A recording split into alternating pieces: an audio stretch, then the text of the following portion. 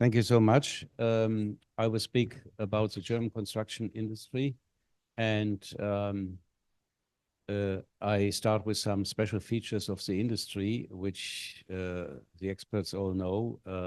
Construction has some specificities compared to other industries. It's work in moving factories, and there's a constantly new combination of trades in each production site. And there's a high dependency on weather conditions and cyclical sensitivity.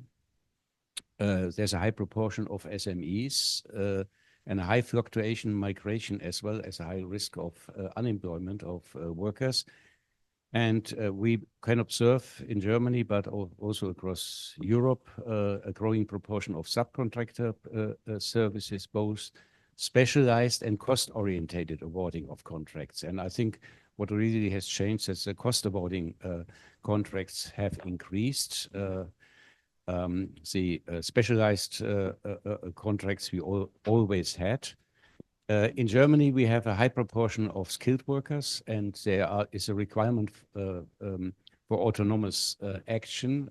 So the companies do not rely on so many supervisors as in other industries. There's a high physical strain and above average risk of accidents and incapacity of work, which has an impact on turnover. And there's a market failure in vocational training, and there is a need of collective solutions via training funds, which you even find in Quebec and in the US. And in Germany, we have an extensive collective bargaining partnership with centrally negotiated collective agreements and social funds nationwide. And there's a success of collective bargaining partnership in Germany since 1950. And since then, unstable work has been transferred into stable, well-paid, qualified employment. But since 1990, there's a return to poorly paid casual work through legal and illegal postings. So this is an overview, and I will go into certain fields and give you some ideas of the development of the German construction industry. After the end of the construction boom, after reunification, employment has halved from 1.5 million to 750,000. If I speak of the construction industry in Germany, I only mean the main construction. There are other occupations outside of the main construction, which is important, which I do not cover. They have special regulations, etc.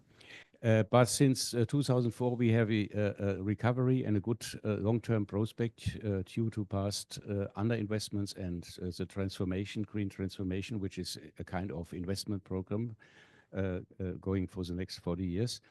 And the industry has changed fundamentally, and we can observe a fragmentation, halving of company size, use of low-paid posted workers, and the share of contract work in production value has more than doubled since 1975, especially in building construction, less in civil engineering, where companies mainly work with own personnel because they invested in expensive machinery. And we have a reduction in the proportion of semi-skilled and unskilled workers in building construction. The share of semi and unskilled workers went down from 26% in 1980 to 11% in 2070.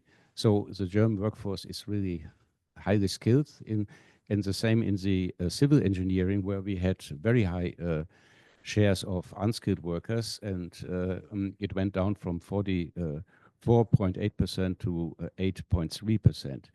And there's a continued below average length of service, but we have a stabilization of employment.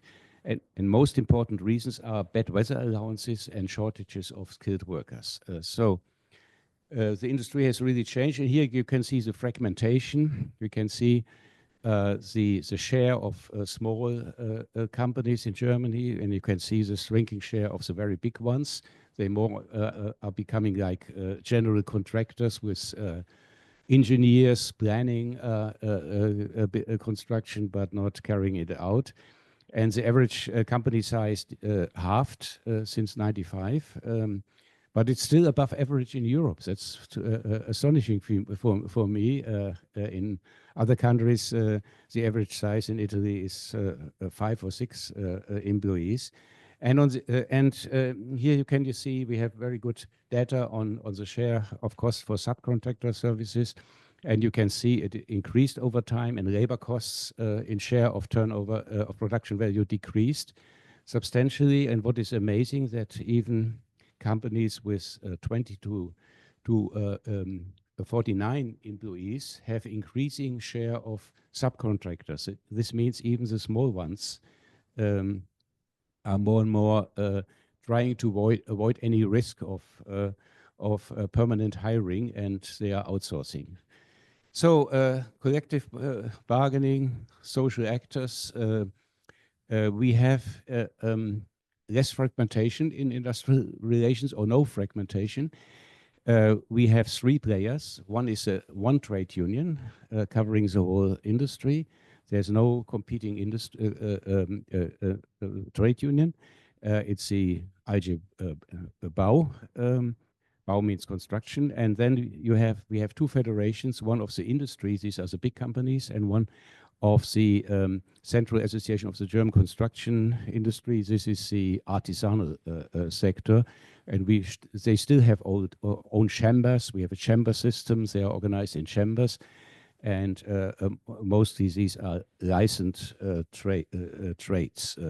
So as an electrician or bricklayer, you can open up an own business only if you have a master qualification in construction. And we have a parity managed social funds dating back to the 20s. They were then expanded in the 50s and 60s and up to now. And they are financed by a levy of 20.8% of the gross payroll, which is directly going from the companies to this social fund. And out of this fund, there is paid vacation pay, because in the past, workers often changed the company 1, 3, or 4 times a year, and they never had really a vacation entitlement. So they have 6 weeks paid vacation and get their salary in these 6 weeks from the social fund. And the vocational training is paid. I will explain this later, and supplementary benefits for pensions are paid. These are the 3 main points. And then we have an additional 2% levy. And part of this levy is paid by the employees, which was new, a kind of difficult compromise for the unions, for seasonal bad weather, short time in the winter, and in some areas for the roofers, even in the summer, if it's getting very, very hot, and they cannot work on metal sheet roofs, then they get this short time money, and it's paid to the Federal Employment Agency, and the costs are more or less shared between both of them. So the collective bargaining is under pressure in Germany, in the construction industry, not only in the construction industry, in other industries as well. And we have a continuously falling membership of trade unions and also of employers in the Employers Association. The collective bargaining coverage in Germany is 60% in the West and 53% in the East. We have, since we have many small and medium-sized companies, we have few works councils. We have mandatory works councils in Germany with co-determination rights, and only 14% in West Germany and East Germany, 15% are covered by works councils. So you have them in big companies, but not in small and medium-sized companies. Nevertheless, we have innovative collective agreements on key issues in recent decades. From 1997 to 2022, we had industry minimum wages above the national minimum wage, but it's now abolished since the national minimum wage was increased to 12 euro. Then there are seasonal short time allowance, which is jointly funded by public money and by the levy system, which was a big collective agreement and a difficult one to negotiate for the unions. There's a new supplementary pension scheme in old age for all workers. This is mandatory in addition to the mandatory age insurance. And since 2 years, there's a compensation for travel time to the workplace, because the industry was shrinking and is becoming more specialized, and more the workers have to commute to the longer distances to the construction site. So travel time became a big issue and is partly compensated. But what we have is an erosion of the wage structure. We have a decreasing occupation of skilled workers wage groups, despite increasing qualification. So we have a kind of increasing importance of misclassification in the industry. You can see the wage group 3, which is brown, is the wage group of skilled workers, and we have only 11–10% unskilled workers, and you can see that the wage groups 1 and 2 their importance is increasing. This means you can see a really increasing importance of misclassification in the industry in East and West Germany. So we have really excellent data on this. And also here you can see the difference between average wage and skilled workers' wage. In red is East Germany, blue is West Germany. In the 80s, we didn't have this average. The average wage was corresponding to the wage of the skilled workers, and now there is a gap. The gap reduced a little bit in 2019 because of skill shortages, but this also shows the misclassification. Vocational training. As I said, the number of skilled workers, the share of skilled workers increased. It's the German construction industry is an industry of skilled workers, like manufacturing also in Germany. I go back a little bit in history. We had a training crisis in the early 70s, and this was really threatening the existence of many companies, because we have licensed trades in construction, and the apprenticeship rate fell from 10% in 1950 to 1.8% in 1970, because the reasons were quite clear.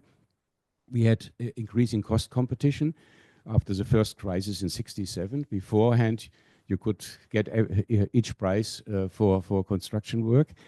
And then, since this is an industry with a high turnover, there is a fear of loss of investment in training due to turnover and poaching. And then we had the Vocational Training Act in '69, which improved the quality of training in the dual system of vocational training substantially in Germany, and introduced a mandatory one-day training in vocational schools. We have now 2 days, so the costs were increasing, and many small, medium-sized companies gave up training completely because of poaching and the costs, and therefore the employers and unions agreed on introducing a levy grant system in '75. And this means a joint financing of training costs and helping individual companies providing training. And what happened in this reform, there was a quality boost in vocational training through the reform of training regulations. And there's a joint training in the first 2 years in 19 occupations. And then secondly, there was decided that 37 weeks of training in intercompany training centers are financed by the social fund. So the apprentices are sent to these external training, interfirm training centers for 37 weeks. I think half a year in the first year of apprenticeship and less in the second, and only very shortly in the third year. And Then the training allowances were substantially increased. They are the highest in Germany, to increase the attractiveness of the occupation. This is the structure of the occupations. There are 16 occupations. I do not go in the detail, but what you can see is the first year is a joint training for all 19 occupations. The second year is a specialization in finishing, in building construction and civil engineering. And then the third year is a specialization. This is a theory. In practice, it works a little bit different. They start depending on the training centers. This means in these 19 occupations, they have a joint understanding of construction industry, which is extremely important for managing the interfaces on the construction site with other trades. Everyone who knows construction knows how important these interfaces are. And what is reimbursed? 50% of the training allowances are reimbursed. This means the companies get from the social fund 50% of the allowances. These were in 1920, 280 million euro. And then the whole training in the 190 external training centers is financed. These are boarding schools for most people, so quite costly.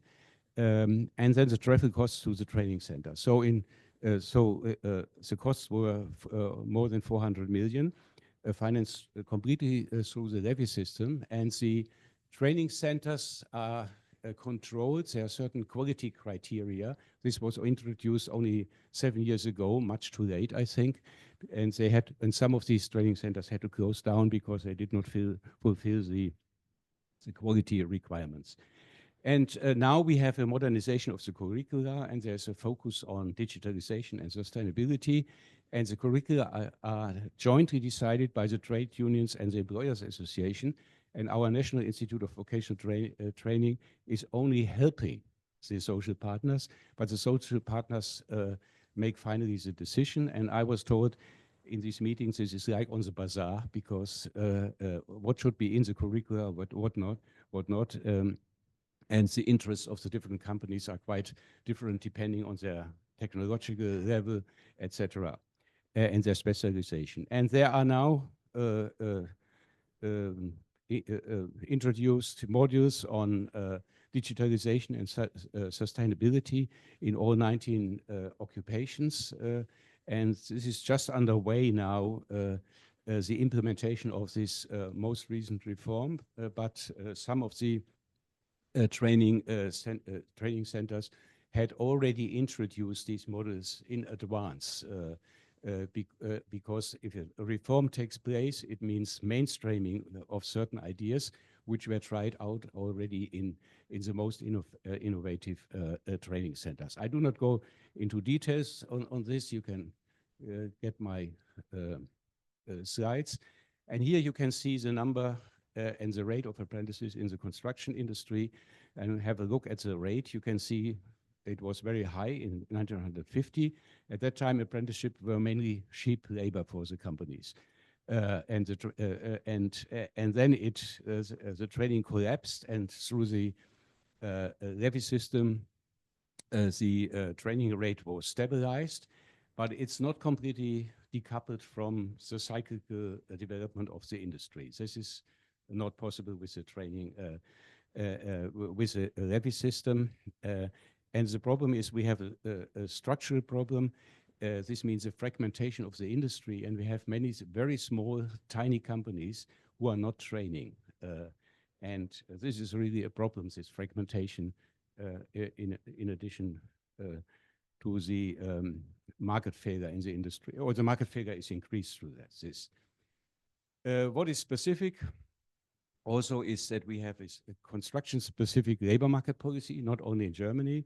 You find it in France, Netherlands, and Belgium. We have a group of countries which have social funds, like in Germany. They are run a little bit differently, and of course, Scandinavia with the hard winters, especially Sweden, you have bad weather allowances. And we had in the 50s very high winter unemployment. I mean, You must know this here in Montreal, your winters are much harder. And I read that the average working hours of a construction worker in Quebec is 830 hours, so very low. It's higher in Germany, but we had high winter unemployment, and because of this, we had a high exodus from the industry due to the loss of income. Also, we had some regions where workers liked the winter unemployment because they went home and did other things at home and got unemployment insurance. So there were some acceptance for a certain proportion of workers, and the cost of the state was also quite high because the state had to pay the unemployment insurance in the winter. And therefore, in 1959 was a big reform. There was introduced a better weather allowance, a kind of short-time money financed by the Federal Employment Agency, and winter construction subsidies financed by a levy on construction companies. And the result was a substantial reduction of winter unemployment and a stabilization of employment. So they were in short-time works, staying at home, but the workers were still employed. And the state gradually withdrew from this in the 90s with the neoliberal tendencies in Germany. And they abolished this bad weather allowance, and the winter unemployment came back. So we were back in the 50s, and then there was a big there was a kind of corporatist arrangement between the state and the social partners, and since the employers were pressing the Conservative Party and the unions, the Social Democratic Party, under the Schröder government, there was a compromise, political compromise found, and the compromise was based on a higher levy on the industry, but also additional payment of the state.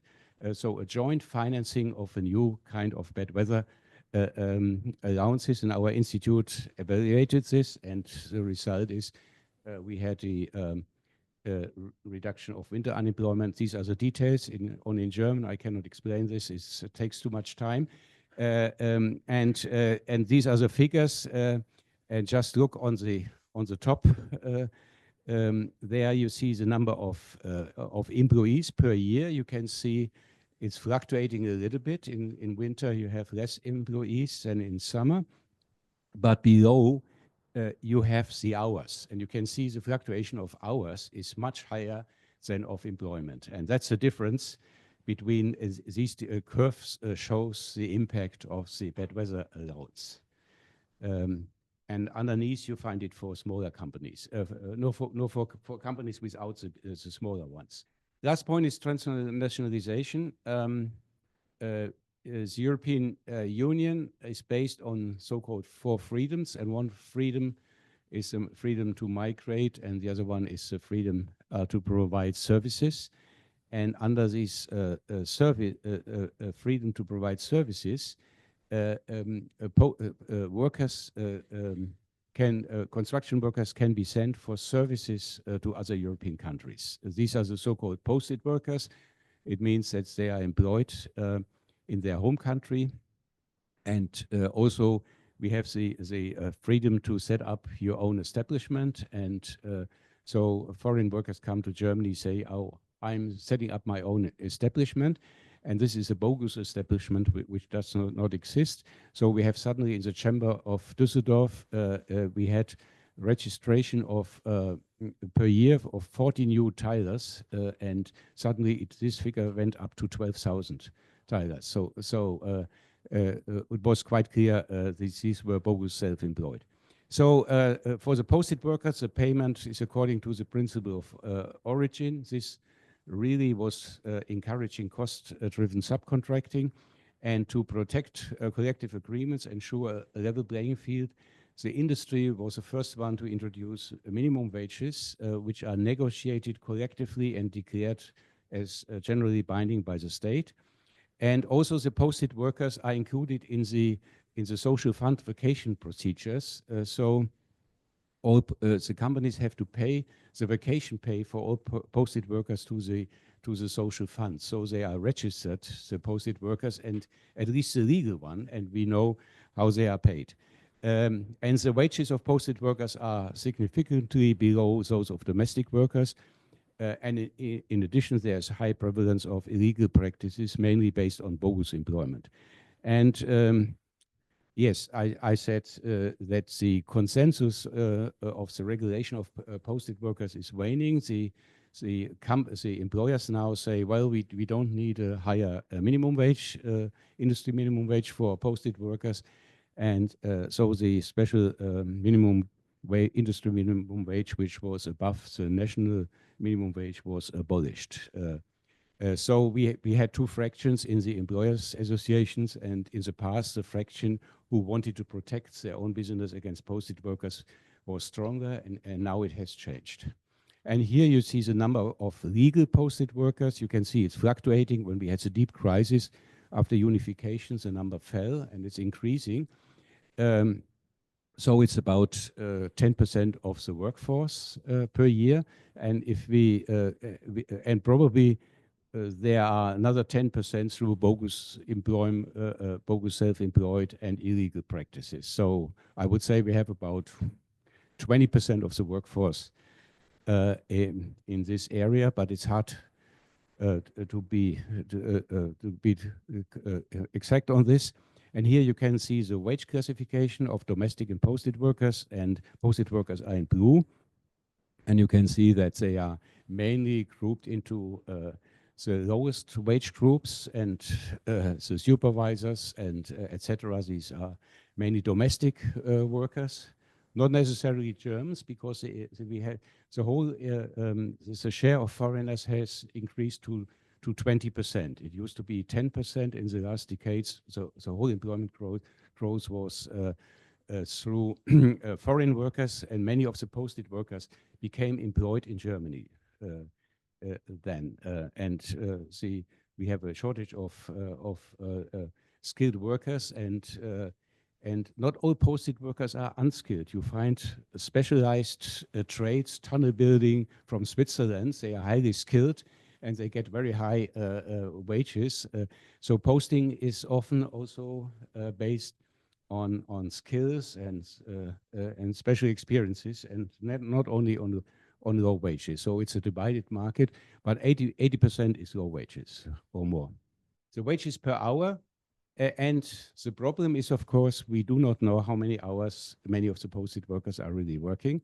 So it's on the hours which the declared hours. So probably we know that many of the workers, of the posted workers, do unpaid overtime.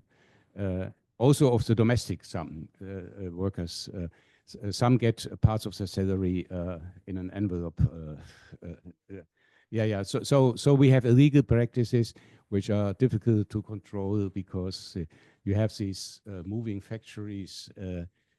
So it's for our labor inspection, it's difficult. So my conclusion, last slide.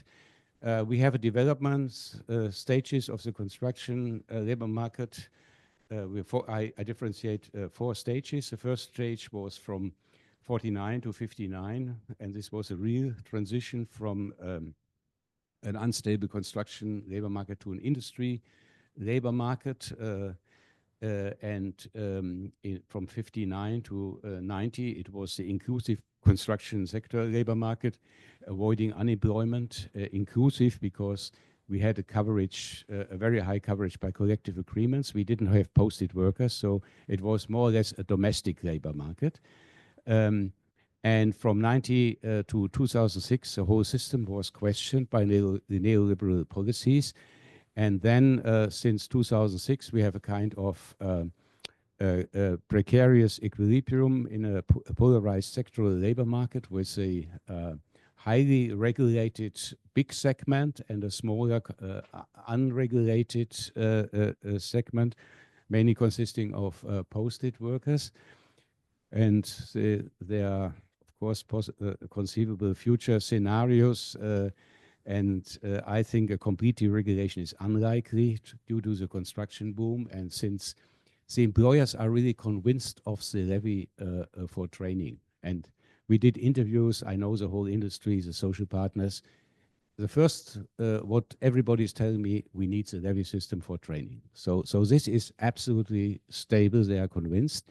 The employers want to get rid of the levy for vacation pay, and the unions, of course, is opposed to it because they see the possibilities. The employers, let's say, cut some of the vacation pay of workers, and yeah, there are other possibilities of increasing polarization by abolishing the vacation fund procedure and the coverage by collective agreements. One has to say that our framework collective agreement is extended by law, so everybody is covered by the social funds, but our pay agreements are not extended. So that's the reason why this misclassification is not illegal, because it's not a generally extended wage agreement.